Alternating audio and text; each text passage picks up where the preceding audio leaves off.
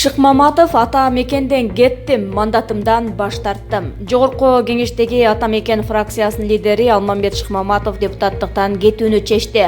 Бул тууралуу ал бүгүн Азаттык радиосуна өзү билдирди. Мен мандатымды тапшырып БШКга арыз менен кайрылдым. Ошондой эле ата мекен партиясынан да биротоло чыктым деген саясатчы мындай чечиминин себептерин кийин айтаарын белгиледи.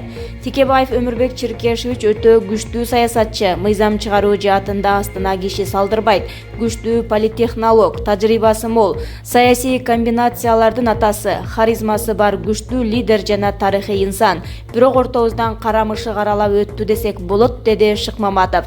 Ошону менен катар Шыкмаматов жеке ар намысы мен үчүн мандаттан да, кызматтан да жогору болуп келген, бирок саясаттан кетпейм. Өзүм менен көз карашым төп келишкен саясатчылар топтору менен биригем деп, саясат Текебаевдин менчиги эмес деген оюн кошумчалады. Партиянын лидери Өмүрбек Текебаев орус жаранынан пара алды деген негизде 8 жылга эркинен ажыратылып, бирок азыр иши кайра каралып жатат. Ага каршы көрсөтмө бергендер сотко келүүдөн баш тартып, Текебаевди жана аны менен кошо соттолгон мурдагы министр Дүйшөнкул Чотоновду колдогон көрсөтмөлөр көп болууда. Сот чечимине байланыштуу Текебаевдин мандаты алынгандан кийин парламенттеги фракциянын лидерлиги Шыкмаматовго тийген. Өмүрбек Текебаев Шыкмаматовдун бүгүнкү билдирүүсү боюнча азырынча комментарий бере элек. Ата мекен партиясынан дагы 4 адам чыгып кетти. Ата мекен партиясынын курамынан чыгуу боюнча Борбордук шайлоо комиссиясына дагы 4 адамдан арыз келип түштү. Бул тууралуу комиссиядан билдирди. Алар 2015 жылдан бери жогорку кеңештин депутаттыгына катталган талапкерлердин тизмесинде болчу. Маалым болгондой, партиядан кеткендер Талант Узакбаев, Ташболот Балтабаев, Рысбек Мирзаматов жана Болот Шер. Натыйжада БШКнын чечими менен 4 тең партиядан чыгарылды. Алматыда 100 киши түшкөн учак кулады. Алматыдан Нур-Султан шаарына жол алган Бек Айр компаниясына таандык учакта 95 жүргүнчү жана экипаждын 5 мүчөсү болгон.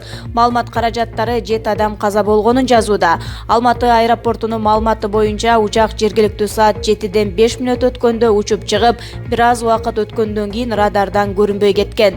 Бек Айр компаниясына таандык учак аэродромдун чегинен тыш жерге кулаган. Тирүү калгандар бар. Кырсыктын жеринде куткаруу кызматтары иштеп жатат деп айтылат аэропорт тараткан маалыматта.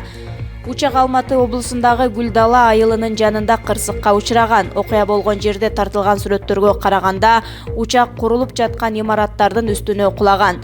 Алматыда кыйроого учураган учакта Кыргызстандын бир жараны болгон. Ал жаракат алып ооруканага жаткырылган. Бул тууралуу Тышкы иштер министрлиги билдирди. Кырсыктан кийин Кыргызстандын аталган өлкөдөгү элчилиги борттогу жүргүнчүлөрдүн тизмесин тактоого киришкен. Учурда элчиликтин өкүлдөрү жапа чеккен кыргызстандыктардан кабар алганы ооруканага барышкан. Учак кырсыгында каза болгондордун саны 15ке жеткенин күндүн экинчи жарымында айтып чыгышты.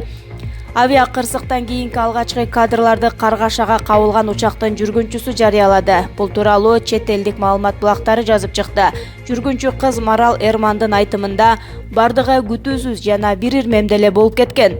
Самолет абага көтөрүлүп бара жатканда эле калдаңдап калды. Адан кайра конгондой болдук. Көрсө бир нерсени сүзүп турбуз. Учактын ичинде башаламандык деле болгон жок. Эч ким кыйкырып өкүрүп ыйлаган жок. Мен шок абалында калдым окшойт. Көп нерсе эсимде жок. Эмне болгонун түшүнгөн да жокпуз. Учактын канат жагына жакын отургам. Бир маалда кыз эшикти ачып сыртка чыктык. Ошондо гана учактын экиге бөлүнүп калганын көрдүк деген Марал. Кыздын айтымында окуядан жабыркагандар көп эле. Алгач бирөөлөр келип учактын ичинен балдарды чыгара башташты. Андан кийин өрт өчүрүүчүлөр тез жардам келди. Жабыркагандар көп болчу. Менин жакындарым келип алып кетти, деди кырсыктын күбөсү. Якутияда кыргыз диаспорасынын башчысы кармалды. Якутиядагы кыргыз диаспорасынын башчысы Жазбек Бекболиев кармалды. Бул тууралуу Комсомольская правда маалымат булагы бүгүн 27 декабрда жазып чыкты. Бекболиевди кармоо учурунда анын жанынан миграциялык каттоого коюлган. Кыргызстандын жарандарынын паспорттору чыккан. Бул ишке якутиялык аялдын да тийиштиги бар деп айтылат. Ал кабыл алуучу тараптын тийиштүү документтерин даярдоого жооптуу болгон деп шектелүүдө деп билдирилген. Маалыматка ылайык, мындай мыйзамсыз аракеттерден түшкөн каражатты топтун мүчөлөрү өз ара бөлүп алышкан. Бул топто канча киши бар экендигин тергөө азырынча айта элек. Жазбек Бекболиевге карата адамдар тобу менен алдын ала бүтүн боюнча мыйзамсыз миграциялык иштерди уюштуруу беренеси менен кылмыш иши козголгон. Израилдин премьери сүйлөп жатканда бомбадан коргонуу жайына качырышты. Израилдин премьер-министри Биньямин Нетаньях эл алдына чыгып сүйлөп жаткан жеринен абадан коркунуч жаралгандыгын билдирген сигнал иштеп кетти. Окуя Ашкелон шаарында шайлоо кампаниясынын алдындагы иш-чара учурунда болду. Чет элдик сайттардын жазганына караганда, өкмөт башчы сүйлөп жатканда Газа секторунан Израилди көздөй ракета атылгандыгы тууралуу маалымат түшүп, абадан коргонуу системаларын сигнал иштеп кеткен. Ошол замат Нетаньяхуну коопсуздук кызматы бомбадан коргонуу жайына алып жөнөштү. Көп өтпөй коркунуч жокко чыгарылгандыгы тууралуу маалымат берилип, премьер кайрадан эл алдына чыкты. Автоунаа салыгын убагында төлөбөгөн 2000ден ашуун айдоочу айыпка жыгылды. 3 айда унаа салыгын өз убагында төлөбөгөн 2000ден ашуун айдоочуга айып салынды. Бул туурасында салык кызматы билдирди. Маалымат кылайык, сентябрдан ноябрга чейинки рейдтик иш-чаралардын жүрүшүндө 2397 унаанын ээси салык төлөбөгөн аныкталган. Анын ичинен 2125 айдоочу салыкты жеринде, банк, терминал, мобилдик банкинг аркылуу төлөгөн. Мындан тышкары бул аралыкта 628 миллион сом суммасында жергиликтүү салык чогултулган. Анын 182 миллиону транспорт, 171 миллиону кыймылсыз мүлк жана 274 миллиону жер салыгы. Эскерте кетсек, унаа, турак жай жана жер салыгын төлөө мөөнөтү бул жылы 2-сентябрда аяктаган. Кочкор Атада автобекетке жакын жерден ымыркайдын сөөгү табылды. Жалал Абад облусуна караштуу Кочкор Ата шаарындагы автобекетке жакын жерден ымыркайдын сөөгү табылды. Бул тууралуу областык ички иштер башкармалыгынан билдиришти. Наристени кечээ саат 17:00 табышкан. Ымыркай чарчап калган. Ал салафан баштыктын ичинде экен. Кочкор Ата шаарындагы көчөлөрдүн биринен ымыркайды алгач селсаяк таап алган.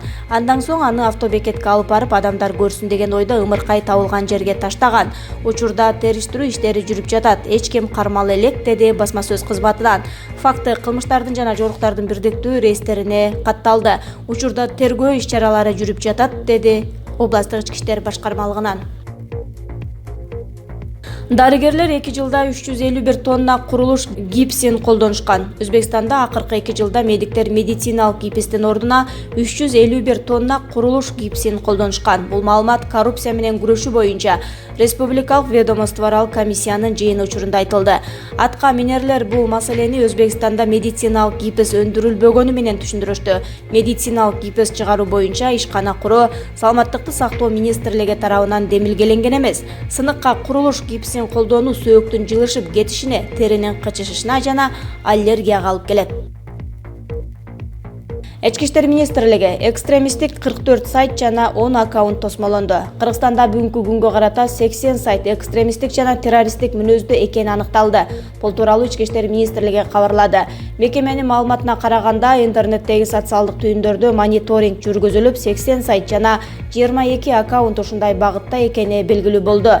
Натыйжада соттун чечими менен 44 сайт жана 10 аккаунт тосмолонду. Быйыл диний экстремисттик жана эл аралык террористтик уюмдардын идеологиясын жайылтууга шектүү катары 316 адам кармалды. Улуттук коопсуздук боюнча мамлекеттик комитеттин маалыматына караганда, Сирияга кеткен кыргызстандыктардын саны 850 киши. Ал эми Ирак боюнча расмий маалымат жок. Айсулуу Мамашева Атамекен фракциясына лидер болуп бир добуштан шайланды. Анын талапкерлиги бир добуштан колдоо тапты. Борбордук шайлоо комиссиясы бүгүн 27 декабрда Атамекен фракциясы лидеринин депутаттык ыйгарым укуктарын мөөнөтүнөн мурда токтотуп, анын ордуна жаңы депутат бекитти. Ошону менен катар Атамекенден депутат болуудан баш тарткан 4 талапкердин арызын канааттандырды. Ошондуктан Шыкмаматовдун ордуна тизме боюнча жогорудагы 3 талапкерден кийинкиси Нурбек Сыдыгалиев депутат болду.